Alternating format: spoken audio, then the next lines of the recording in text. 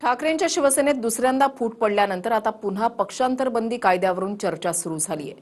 फुटलेल्या खासदारांचं काय होणार? विलीनीकरण करून अपात्रतेपासून वाचतील की कारवाईची काही शक्यता आहे?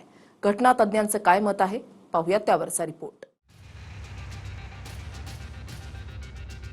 ठाकरेंच्या शिवसेनेमधल्या 6 खासदारांच्या बंडामुळे पुन्हा एकदा अपात्रता होणार का? 10व्या परिशिष्टानुसार खासदारकी जाणार का की विलीनीकरणामुळे संरक्षण मिळणार असे प्रश्न निर्माण झाले।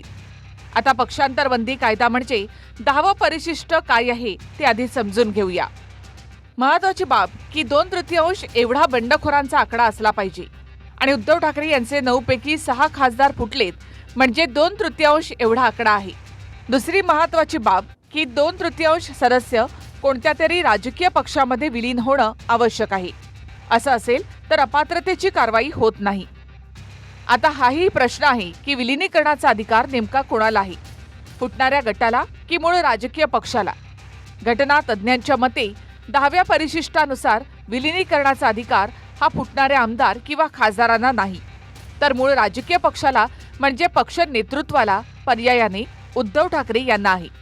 आणि राजकीय पक्षांनी सोयीप्रमाणे चुकीच्या पद्धतीनं विलीनीकरणाचा अर्थ घेतला, त्यामुळे सुप्रीम कोर्टाने याची व्याख्या समजून सांगितली पाहिजे असं घटना तज्ञांचं मत आहे।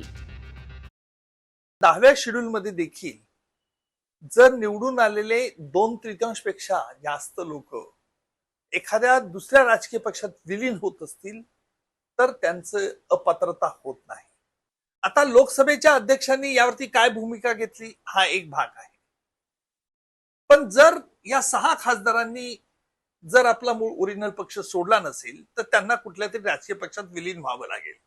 अद्याप ते विलीन झालेले नाही, म्हणजे अपात्रतेची टांगती तलवार आजही त्यांच्यावरती आहे। 2/3 बाहेर गेले तर वाचतात, पण तिथे वर्डिंग असं आहे की ओरिजिनल राजकीय पक्षांनी मर्जर करायचं ठरवलं तर, आणि मग त्याची कंडिशन अशी आहे की मग त्यांचे जे खासदार किंवा आमदार म्हणजे कायदेमंडळात जी लोक असतील त्यातल्या 2/3 लोकांनी मान्यता त्याला द्यायला पाहिजे, म्हणजे ती कंडिशन आहे पुढची।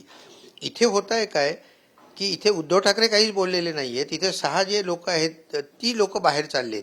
आता हे बरोबर आहे का चूक आहे हे सुप्रीम कोर्टाने ठरवायला पाहिजे। हे विलीनीकरण म्हणजे फक्त खासदार जाणं नाही, तर संघटनात्मक पक्षामध्ये ओरिजिनल पॉलिटिकल पार्टीमध्ये सुद्धा व्हर्टिकल स्प्लिट झाली पाहिजे, उभी फूट पडली पाहिजे, हे सिद्ध करता आलं पाहिजे।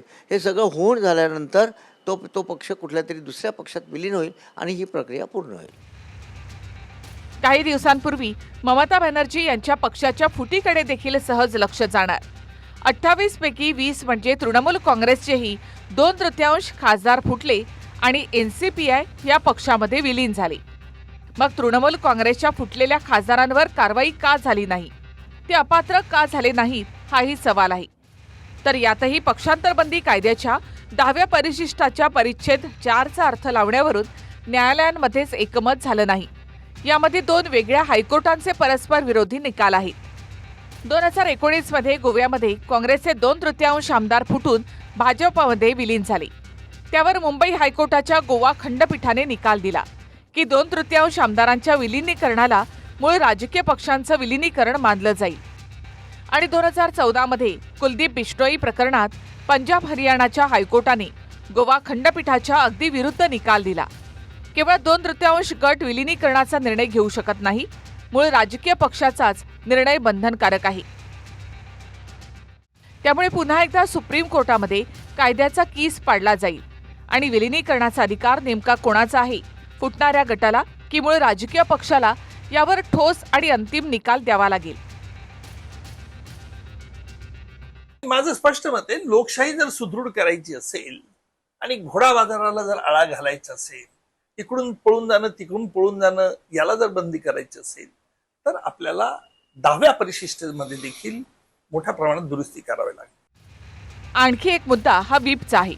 खासदार फुटणार हे माहिती होतं, त्यामुळे ठाकरेंच्या शिवसेनेनं आपल्या सर्व खासदारांना व्हीप बजावला आणि 9 पैकी 3च खासदार हजर राहिले।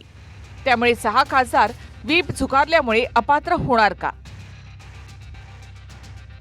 कायदेतज्ञ आणि ज्येष्ठ वकील उज्ज्वल निकमांच्या मते 2 गोष्टी महत्त्वाच्या आहेत। फुटणाऱ्या गटाने लोकसभा अध्यक्षांना तसं पत्र दिलंय का आणि त्या पत्रामध्ये 6 पैकी एकाला व्हीप म्हणून मान्यता द्या अशी विनंती झाली का? आणि त्यावरून लोकसभा अध्यक्षांनी मंजुरी दिली का? की मूळ राजकीय पक्षाच्या नेतृत्वालाच व्हीपचा अधिकार आहे, म्हणजे व्हीप कोणाचा चालेल? जर ह्या 6 खासदारांनी वेगळा गट स्थापन केला असेल आणि त्यातील एखाद्याला व्हीप काढण्याचा अधिकार बहाल केला असेल आणि लोकसभा अध्यक्षांनी जर तो मान्य केला असेल तर व्हीप कोणाचा चालेल हा प्रश्न आहे. व्हीप नेमण्याचा अधिकार कोणाला आहे? ज्यांनी व्हीप सुरुवातीला नेमला त्यांना आहे, त्या पक्षाचे नेतृत्वाला आहे, की निवडून आलेल्या लोकप्रतिनिधींना आपल्यातला नेता निवडण्याचा अधिकार आहे? हे असे अनेक जे मुद्दे आहेत कायद्याचे ते उपस्थित होत आहेत. 6 खासदारांनी व्हीप झुकारल्यामुळे उद्धव ठाकरेंच्या शिवसेनेकडनं कारवाईच्या हालचाली सुरू होतील.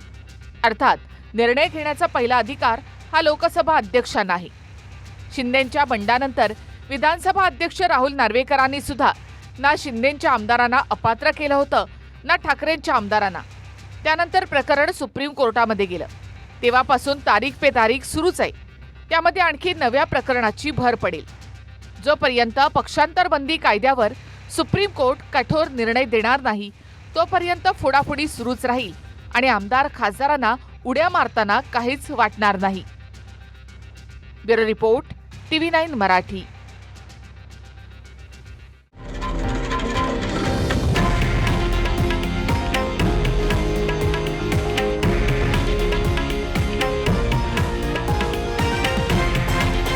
हे आहे देशातील नंबर 1 न्यूज नेटवर्क आणि आपण पाहत आहात TV9 मराठी, एकमेव.